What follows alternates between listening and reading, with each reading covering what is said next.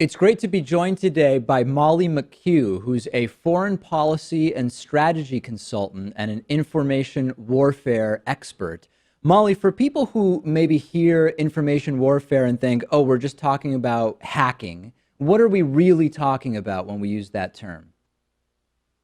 It's a very good question, and I think it's one that's been discussed a lot in the last few months in the wrong way. There is this sort of focus on cyber attacks and hacking and leaked information, but information warfare is really about narrative and about ideas and about putting information into a space in order to achieve specific goals. For example, during the early days of the war in Ukraine, the Russian invasion of Ukraine, you had these narratives about Ukrainian Nazis and the Russians needing to intervene to provide security. That's a really good example of information warfare, where it's using information to create a pretext for other intervention. And as someone who has worked as an advisor to Mikhail Saakashvili, then the president of Georgia, as you observe the different allegations that were made with regard to Russian attempts to influence the American election in November, did particular aspects of it strike you as consistent with your experience and or not consistent? What was your sort of general reaction when these allegations started flying? I think for those of us that work in the area around Russia, none of this was particularly new or surprising. The Russians have used this type of information architecture and these type of tactics against their opponents and against countries that they believe they need to weaken or influence in some way for many years, and it's gotten more advanced, and their tactics are more developed and easier to replicate because of the internet, but particularly because of social media and the kind of echo chambers that they've been able to establish using Facebook and Twitter and other sort of media to kind of create the impression of more support for ideas that they are in favor of than there really is. But this is the types of things that you saw during the US election, which were the amplification of particular narratives and stories that were not necessarily things of particular U.S. interest or concern before they became kind of social media phenomenon. It's very much the type of tactic and that the Russians have used in other countries, in Georgia, in Moldova, in Ukraine, in the Czech Republic. Now they're using them in France and in Germany as well. But they do it for specific political purposes, to influence elections in many cases, or to influence sort of social opinion or attitudes toward Russia or toward the West. But they're getting very good at streamlining these initiatives and deploying them to new places in quick, fast, easily replicable ways. And we need to be much smarter about how we identify them and how we counter them. Talk a little bit about that. When you talk about the identification of these techniques, at what sort of operational level do we need to be thinking? Are we completely operating at the wrong level if we're trying to figure out which of two American presidential candidates Vladimir Putin would prefer be president? Like, is that sort of missing the plot altogether? There is a piece of this is identifying what we refer to as disinformation about completely untrue facts or stories or narratives that are sort of put into a space in order to influence how people think. That is a very specific type of information warfare, but it's the least important of them in many ways Hmm. because it is easy to see in some respects what is a lie and what is true. The more confusing part, especially for media to identify or to react to, is this idea that sometimes the information itself does not matter. It is the reason that the information was put into a space. And a good example of that is this leaked dossier that was passed around from sort of out of London. This former MI6 operative had working in a private capacity, had compiled some information about now President Trump's ties with Russia, and this had sort of been leaked to the media. It doesn't really matter if anything in there is true or not, if it was real or not, if it was the FSB trying to give this guy bad information to feed into his clients or not. The point is that the Russians want to create the appearance that they have a deep relationship with President Trump, that they are influencing what he does and how he acts. And that President Trump is not doing very much to counter that idea. That is really the fact that you can see in the entire operation, but it's very hard to get past the true or not analysis of information into the what was the point of the action of introducing the thing. And it's a different way to think. It's very hard to do.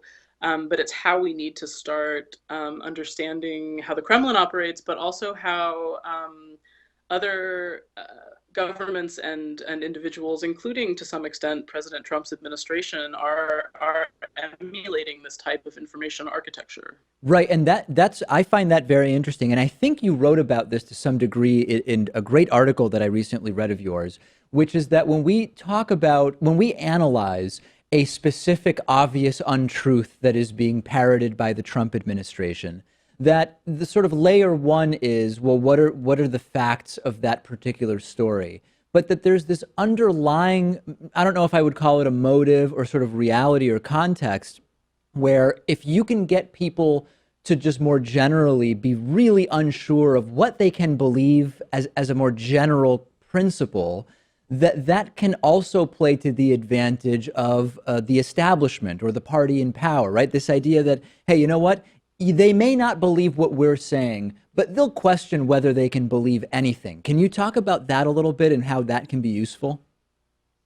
This is, to a great extent, this is the goal of the modern Kremlin-backed information warfare. They're not trying, it's not the 80s anymore. They're not trying to put forward a vision or a narrative of the world that is the counter truth to us, that is the one thing that everyone should believe.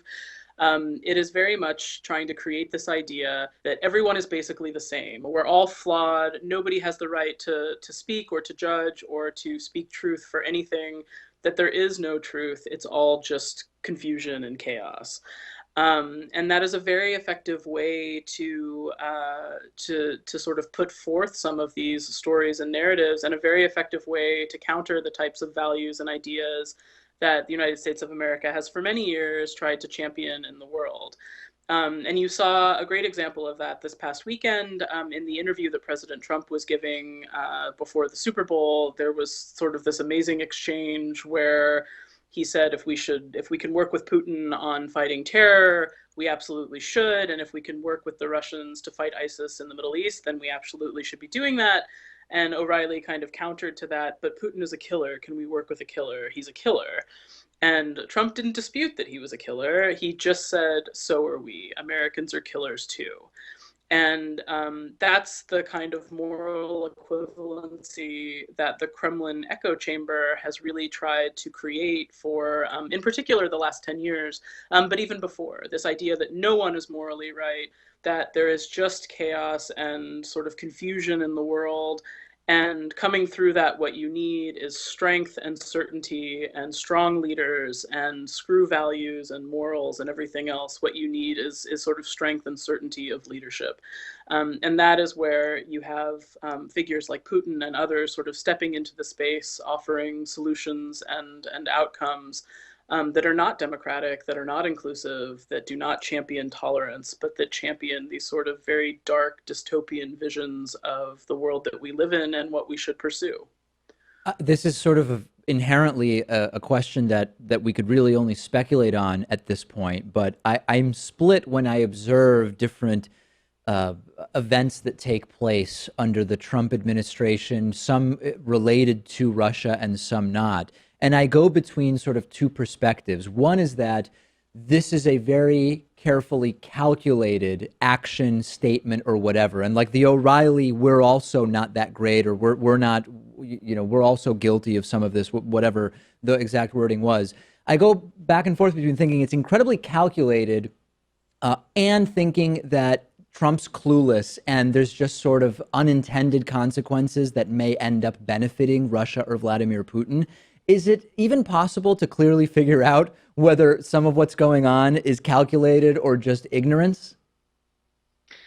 And if you're talking particularly about the president and his talking points, I think it's hard to know if they are his or if they were presented to him by those around him as things that he should be saying.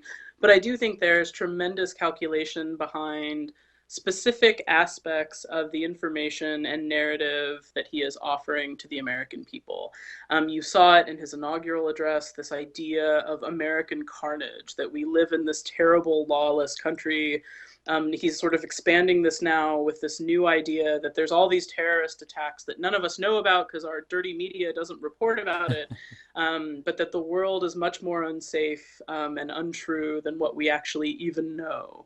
And that is very much a tactic that you see of sort of aspiring totalitarian structures. This idea that only I can protect you, only I see the threats to you.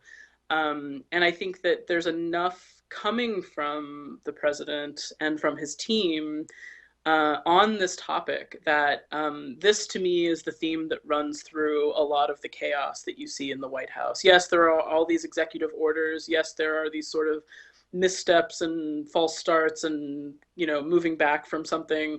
But the thing that runs through it is this. It's this idea of, you know, crime, of terrorism, of dark forces working against us that we can only protect ourselves from by working with really bad guys and walling ourselves off from the world.